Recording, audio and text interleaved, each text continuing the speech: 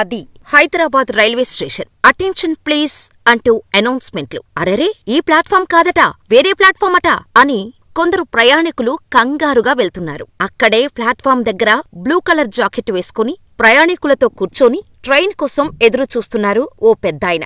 ఈన్ను ఎక్కడో చూశామే అని ప్రయాణికులు ఒక్క క్షణం ఆగి వాళ్లల్లో వాళ్లే మాట్లాడుకుంటున్నారు. కొంతసేపటికి ఆయనెవరో వాళ్లకు గుర్తొచ్చింది. అందరూ షాకులో ఉన్నారు. కాని ఒక వ్యక్తి మాత్రం టక్కున ఫోన్ తీసి టక్కున ఫోటో తీసేశాడు. ఆ ఫోటోనే ఇప్పుడు మీరు చూస్తుంది. ఇంత సింప్లిసిటీ ఏంటి సార్? అసలు ఏం డాబు దర్భం లేకుండా ఎలా ఉండాలో మిమ్మల్ని చూసి నేర్చుకోవచ్చు సార్ అని అనుకోవటం మొదలుపెట్టారు ప్యాసింజర్లు. ఎందుకంటే అక్కడుంది సామాన్యుడు కాదు, ఆయన ఒక పెద్ద రాజకుటుంబానికి చెందిన వ్యక్తి. అంతేకాదు, గతంలో 7 సార్లు ఎమ్మెల్యేగా ఎన్నికయ్యారు.